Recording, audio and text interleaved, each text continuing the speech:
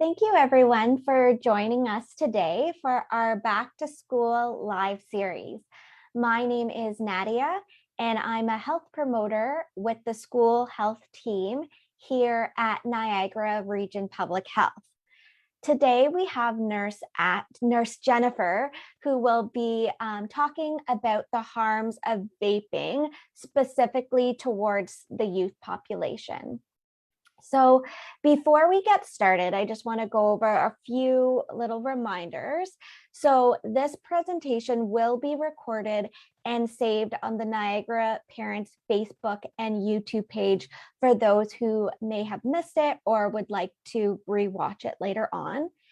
If you have any questions, please feel free to comment in the chat section below, and we will pass the questions along to the presenter. But if by chance we're unable to answer your question at this time, we will either direct you to a resource or ask you to connect directly with Niagara Parents through their Facebook chat or their phone number also. So without further ado, I will pass it over to Nurse Jennifer.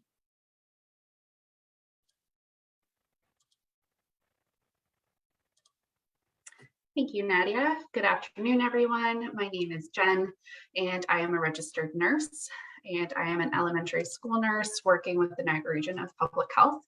And today we're going to talk about vaping, and we're going to discuss what vape pens look like, how they work, some of the myths about vaping, what is in the vape liquid or the e-juice, some of the short and long-term health effects from vaping. And at the end, I will provide some resources where you can go for support with quitting vaping. So what do vape pens look like? So here's just a few.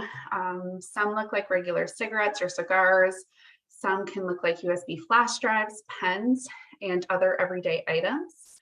Although vape pens do break down into the same main components. So there's the mouthpiece, the tank that holds the vape liquid, a heating source, and a battery.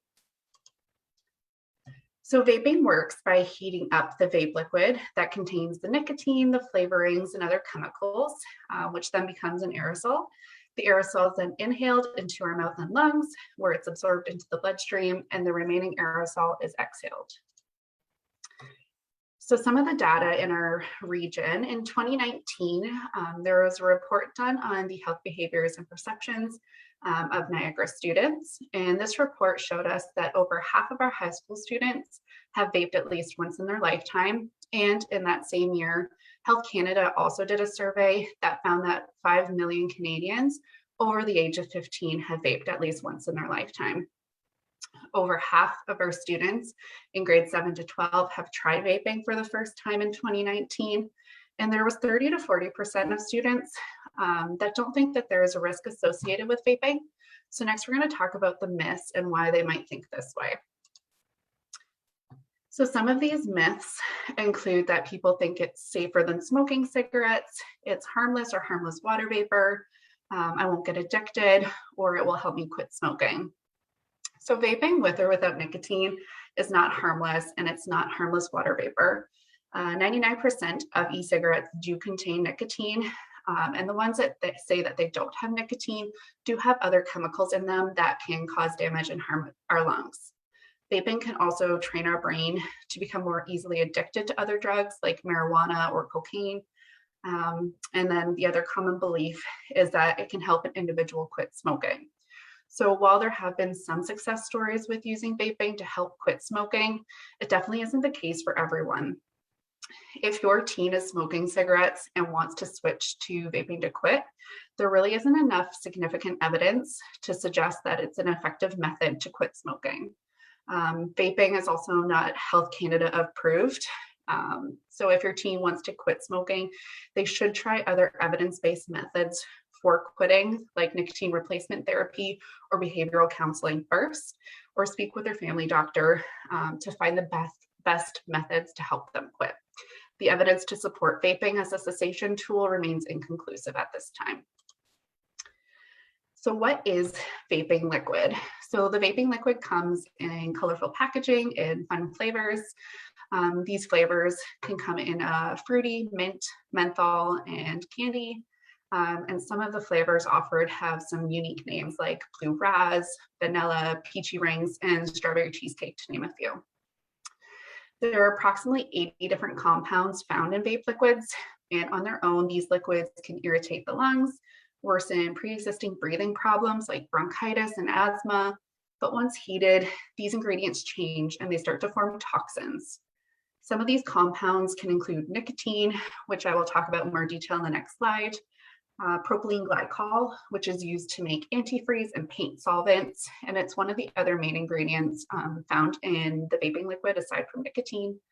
Formaldehyde is a carcinogen that can cause cancer. Acrolein is a herbicide used to kill weeds. And there are other heavy metals like lead, nickel, copper, mercury, and other ultrafine particles. Health Canada is currently working to propose the ban of the sale of vape juice that could be more attractive to youth. So that would be the fruit and candy flavors, and restrict the use of those unique names like the blue raz and peachy rings. This is to help protect our young people from vaping and stop potential nicotine addiction, while maintaining the availability of flavors that would be used more by adults like the menthol and tobacco. So nicotine. Nicotine is a highly addictive drug, and it is found in 99% of all e-cigarettes. So one Juul pod has the same amount of nicotine as 20 cigarettes, which is about one pack of cigarettes. So people can develop dependence to vaping very quickly, and it can increase your chances of smoking traditional tobacco cigarettes. It takes as little as 10 seconds for nicotine to reach your brain and start to release dopamine, which are those happy and calm feelings. But once those dopamine levels go down, this creates the withdrawal symptoms and can increase stress and anxiety.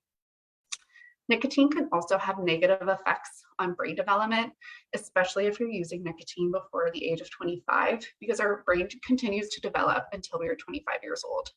It can make it hard to concentrate and learn in school. It can have a negative effect on your teen's behavior, make symptoms of anxiety and depression worse, and it can also lead to the long-term use of cigarettes or traditional cigarettes. So some of the health effects. So health risks have been linked to chemicals in the vape liquid, as well as the aerosol that's exhaled from the e-cigarette. So some of our short-term health effects, you can get lightheaded, have a sore mouth or throat. You can feel dizzy or start coughing. Some people also experience chest pain and nausea or vomiting. However, those can be more of a sign of lung damage. So if you are experiencing those symptoms, it is important that you seek medical attention. The long-term health effects still remain unknown at this time, but we do know that when we are inhaling something that our lungs are not designed to inhale, there is potential risk and cause of harm. We're still collecting data and doing research to understand the long-term health effects. And according to the Public Health Agency of Canada, as of August 2020, there were 20 cases of vaping-associated lung illness, and 5 of those were in Ontario. There have also been some cases of exploding vape pen batteries when they're not stored or handled properly. And like regular cigarettes, these same short and long-term health risks apply to people who are inhaling the secondhand aerosol that's exhaled from the e-cigarette. In Ontario, we also have a Smoke-Free Ontario Act. So this includes that vaping and smoking is not allowed on school property, in the parking lot, or within 20 meters of the perimeter of the school.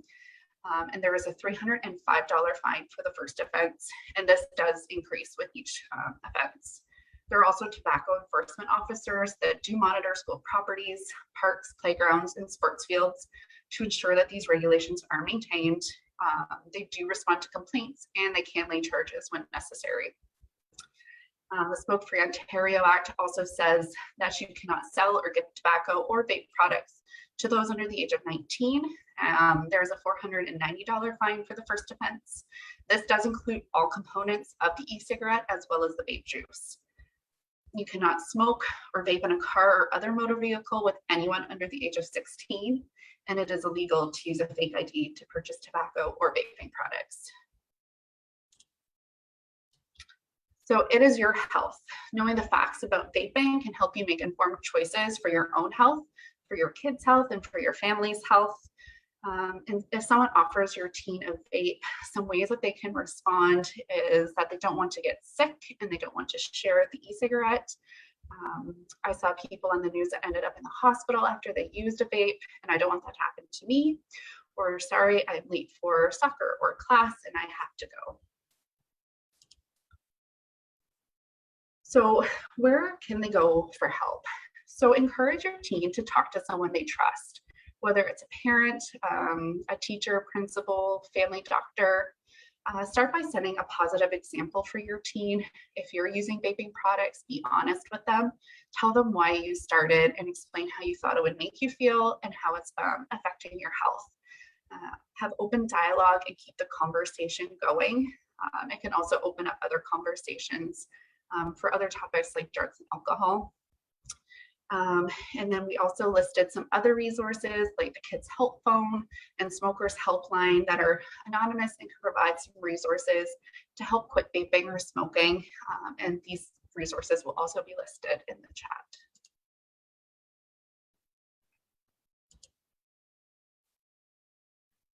Awesome. Thank you so much, Nurse Jen. So while we wait for questions to be submitted, again, if you have any questions, feel free to submit them in the chat box. But we do have some questions that are usually frequently asked questions. So I thought I'd share some of those with you today. So one thing that we've heard is, as a parent, I'm more concerned about alcohol and other drug addictions compared to drugs out there. Vaping seems to be better than smoking, and it seems to be just a phase. How would you address this kind of myth?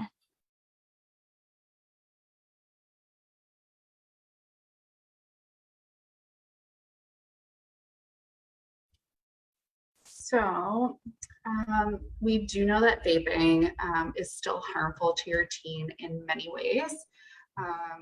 Even if you think that it is just a phase, it can have a negative impact on their brain development, on their behavior, and affect their performance in school. The long-term effects are still unknown. And these e-cigarettes do contain nicotine, which is addictive. And we do find that research shows that using vape products can lead to long-term use of e-cigarettes or vape products. And then it's a gateway for your teen to become more easily addicted to other drugs. If they aren't vaping, it really is best to not start so that there is no concern for alcohol and other drug addictions. Another question that has been frequently asked is, how can I tell if or what my kids are vaping? So this is a really great question, and that's part of the problem. It's really hard to tell if our kids are vaping. These vaping companies have made very discreet devices, like the Juul, for instance, I showed earlier, that resembles a USB drive.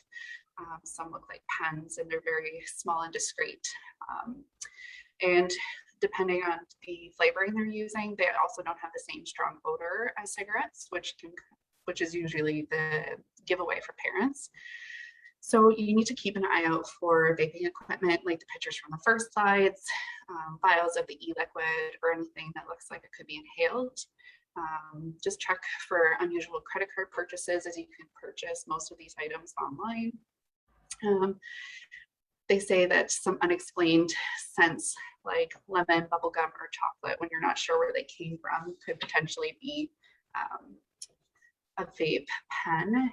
If you notice your teen has an increased thirst, appetite, or some red eyes, this could be a sign that they are vaping.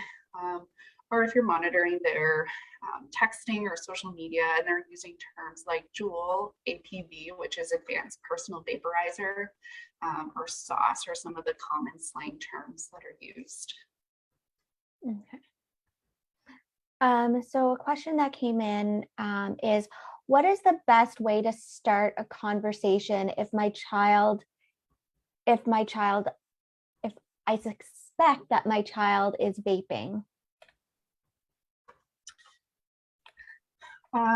So first, just start by setting a positive example. As I mentioned, um, just sit down and have an open dialogue conversation with them. Keep it very positive. Don't um, want to just keep the conversation going. Don't expect everything to change within one conversation.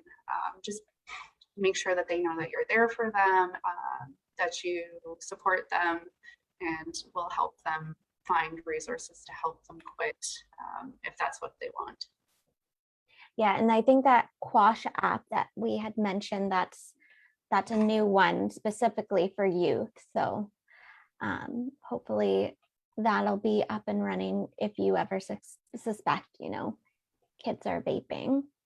On with COVID and everything happening, there's been quite a few questions around vaping and COVID. So have vaping rates changed at all with COVID? So Heart and Stroke did do a study this past year, and they did note that there was some decreased use of e-cigarettes during COVID, which is largely due to kids being back at home. So they like to hide it a little bit more from their parents. They don't have as much influence from their peers.